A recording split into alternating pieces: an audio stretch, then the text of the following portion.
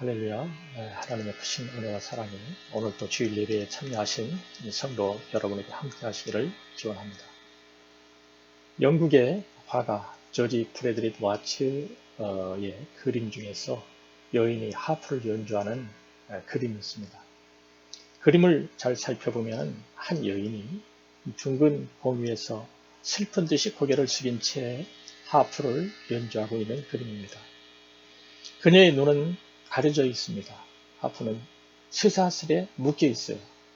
자세히 보면 47개의 하프줄 가운데서 한 개의 줄만 남아있는 그 상황입니다. 화가는 이 여인이 앉아있는 공을 지구로 표현했습니다. 지구 위에 고독하게 남아있는 여인은 볼 수도 없고 마음대로 움직일 수도 없었습니다. 그러나 하프를 연주해야 하는 상황입니다. 지구에서 더 이상 자기 사정을 알아주는 이가 없고 더 이상 버틸 힘도 없는 상태입니다.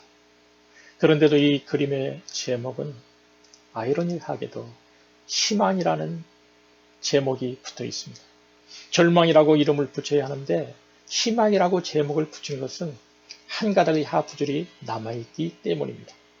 한 가닥으로도 계속 하프를 연주할 수 있다는 것입니다. 클래식 음악 중에 지선상의 아리아라는 작품이 있습니다. 이 작품은 바이올린 4개의 선 중에서 지선 하나만으로 연주하는 곡입니다. 하나의 선으로만 연주해도 얼마나 아름다운지 모릅니다. 이처럼 우리의 삶이 한 가닥의 선만 남아있는 하프 같아도 우리는 크게 걱정할 필요가 없습니다. 내게 붙드는 것이 하나밖에 없어도 우리 인생을 충분히 아름답게 연주할 수 있기 때문입니다. 우리에게는 마지막 한 가닥이 되어주시는 하나님이 우리와 함께 계시기 때문입니다. 세상에서 유일하게 내 편이 되어주시는 하나님이 끝까지 내 곁에 있다는 것이 우리에게 큰 힘과 위로가 됩니다. 오늘의 본문 시편 77편은 환난 가운데 하나님께 탄원드리는 시입니다. 본문의 시는 예루살렘의 멸망과 바벨론 포로 생활의 슬픔을 배경으로 지은 것으로 추정됩니다. 본시는 오늘을 사는 우리에게 어려움과 환난을 어떻게 극복할지를 깨우쳐주고 있습니다. 오늘 저는 본문의 시인이 그가 당한 어려움을 해결하기 위해서 취했던 3가지의 행동을 살펴보면서 함께 은혜를 나누고자 합니다. 첫 번째로 시인은 고난이 찾아올 때 하나님을 찾았습니다. 고난이 닥쳤을 때 우리는 우리가 참으로 연약한 존재라는 것을 실감하게 됩니다. 그런데 어려움이 닥치면 우리의 연약함을 숨기고 우리는 강한 척하는 때가 있습니다. 그것은 문제 해결에 도움이 될 것 같아도 되지 않습니다.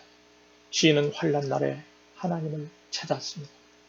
밤이고 낮이고 하나님께 부르짖으며 그가 나아갔습니다. 손을 들고 하나님께 간절히 간구했습니다.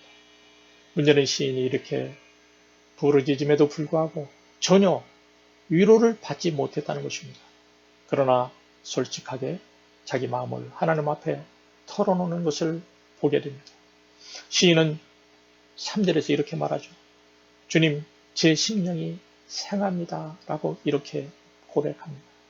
하나님의 응답이 없기 때문에 마음이 상하고 괴로운 것입니다. 우리도 하나님을 찾아도 응답받지 못했고 마음에 평안이 없을 때도 있습니다. 사랑하는 여러분, 살다 보면 칠흑같이 어두운 밤과 같은 상황이 누구에게나 찾아올 수 있습니다. 어두운 밤을 지날 때 우리 영혼을 가장 괴롭게 하는 것은 하나님이 침묵하시는 것입니다. 우리도 시인처럼 하나님의 살아계신 것은 믿지만 하나님이 느껴지지 않을 때가 있습니다. 그럴 때에 하나님을 원망하거나 기도를 포기하지 말고 진솔하게 마음을 표현할 수 있어야 합니다. 3절에 보니까 시인은 하나님께 기도하면서도 불안해하고 근심했습니다. 우리 역시 하나님께 기도해도 불안과 근심이 완전하게 사그라지지 않을 때가 많습니다. 이것이 인간이 가진 연약함입니다. 우리는 기도하면서도 불안해하는 연약한 존재들인 것입니다. 4절을 보니까 시인은 고난으로 불면증까지 겪고 있다고 그렇게 토로합니다. 주께서 내가 눈을 붙이지 못하게 하시니 내가 괴로워 말할 수 없나이다라고 고백합니다.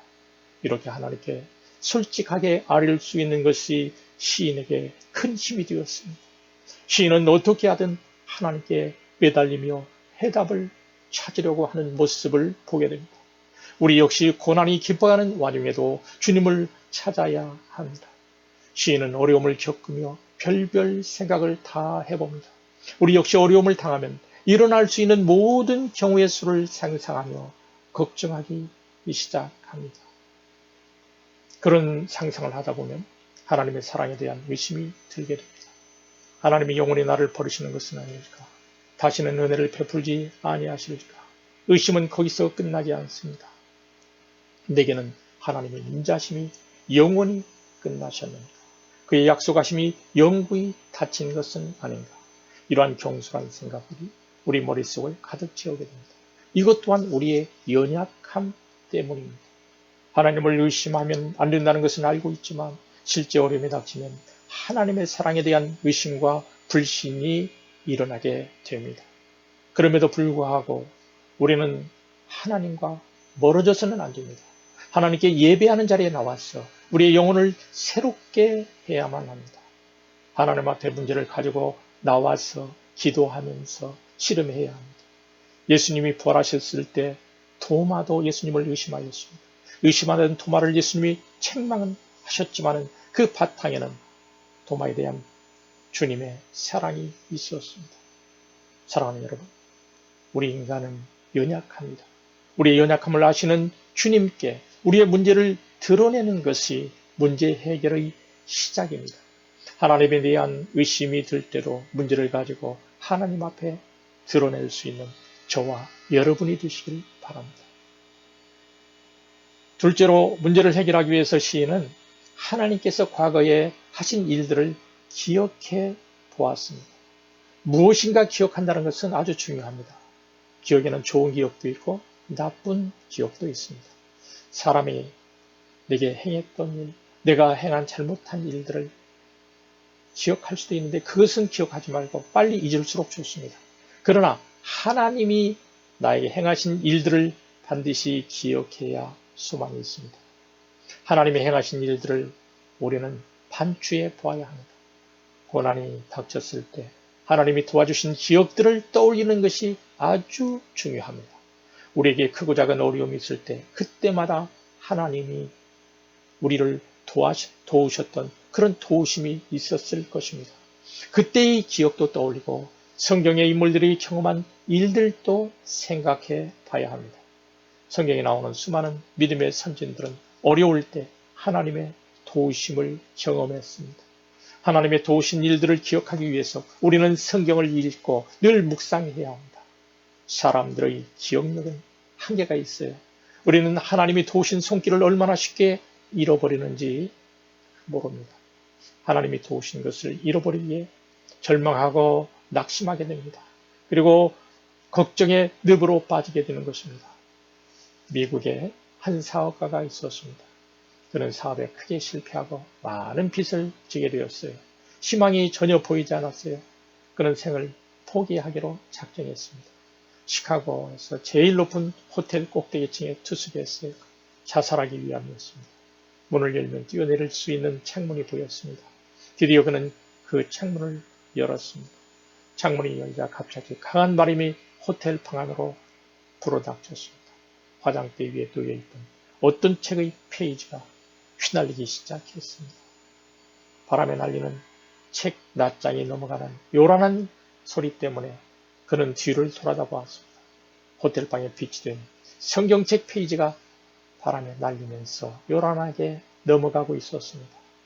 그 순간 그는 지난날 주일학교 시절 교회를 다니던 자신의 모습이 주마등처럼 지나갔습니다. 과거를 회상하는 순간 그는 뛰어내리려던 그런 동작을 멈출 수 있었습니다. 창가에서 내려와 성경을 집어서 읽기 시작하였습니다. 하나님께서 아직도 자신을 사랑하고 있다는 사실을 깨닫게 되었습니다. 그는 다시 가족이 기다리는 자신의 집으로 돌아갔습니다. 그 후에 그는 성령을 믿고 새로운 삶을 살기 시작했습니다. 그 사람이 바로 나중에 미국 남침례교단의 총회장을 지낸 스티븐 존스 목사입니다. 여러분, 시인은 11절에서 이렇게 말합니다. 곧 여호와의 일들을 기억하며 주께서 옛적에 행하신 기이한 일을 기억하리이다. 이렇게 말하죠. 여기서 기이한 일이란 무엇일까요?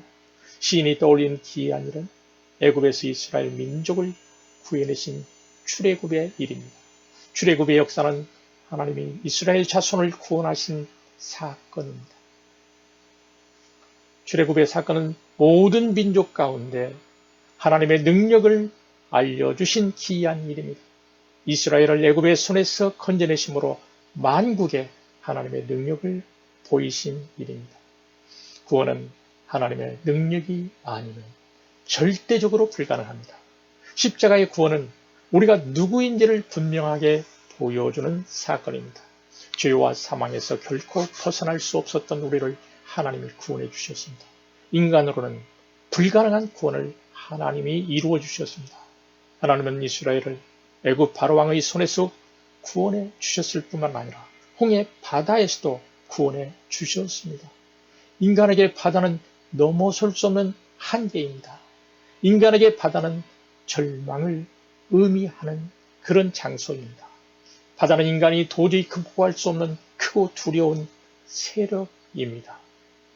그런데 그 바다가 성경에 보니까 하나님을 보고 두려워 떨었다고 그렇게 기록하고 있습니다.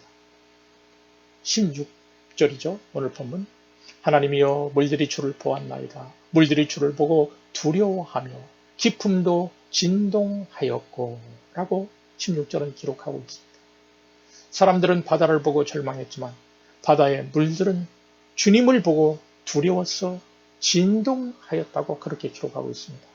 하나님은 그 바다 한가운데로 곧은 길을 내셔서 이스라엘이 바다를 건너가게 하셨습니다.